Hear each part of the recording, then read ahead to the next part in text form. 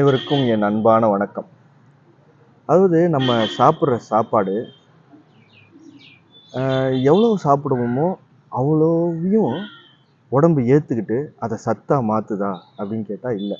நம்மளோட உடலால் எவ்வளோத்த கிரகிக்க முடியுமோ அவ்வளோத்த தான் அது உள்ளே எடுத்துக்கிட்டு பாக்கியை அது வேஸ்ட்டாக வெளியில் தள்ளிடும். சில நேரத்தில் நம்ம மீண்டும் மீண்டும் இது சத்தாக இருக்கும், அது சத்தாக இருக்கும், இதனால நம்மளுக்கு அது புண்ணியமாக இருக்கும், அதனால எது புண்ணியமாக இருக்கும்னு சொல்லிட்டு பார்த்து பார்த்து கண்டதையும் எடுத்து சாப்பிட்டுட்டே இருப்போம் பாருங்க. ஒரு நேரத்தில் அதுவே நம்மளுக்கு உபத்திரவத்தையும் கொடுக்கும்.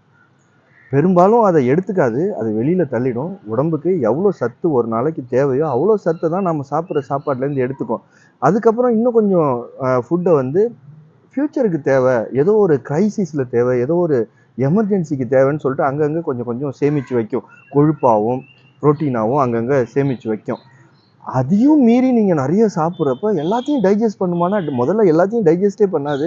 அதையும் மீறி டைஜஸ்ட் பண்ணுறப்போ அது வந்து அதை கிரகிக்காது, அது அப்படியே வெளியில தான் போகும்.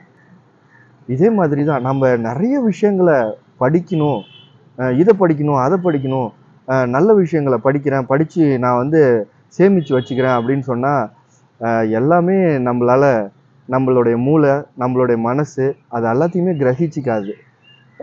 எது எவ்வளோ தேவையோ அவ்வளோதான் நம்மளால் மைண்டில் ஏற்ற முடியும்.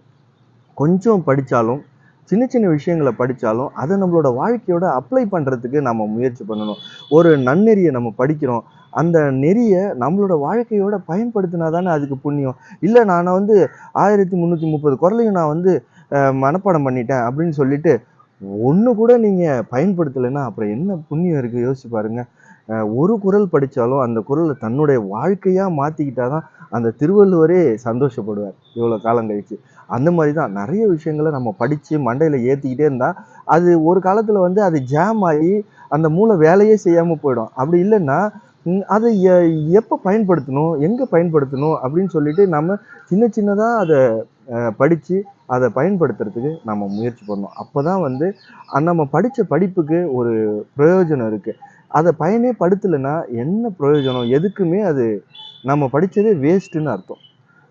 எவ்வளோ நம்மளால் கிரகிக்க முடியுமோ அவ்வளோத்த கிரகிக்கணும். எல்லாத்தையும் சிம்பிளாக கிரகிக்கணும். எல்லாம் காம்ப்ளெக்ஸான ஒரு தியரியை தான் மைண்டில் ஏற்றிக்கிட்டா தான் நாம் ஒரு பெரிய அறிவாளி அப்படிங்கிறது அர்த்தம் இல்லை.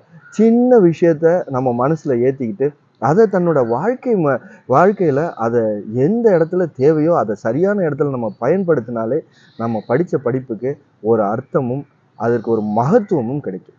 சிந்தித்து செயல்படுங்கள். அனைவருக்கும் வணக்கம். வாழ்க வளமுடன்.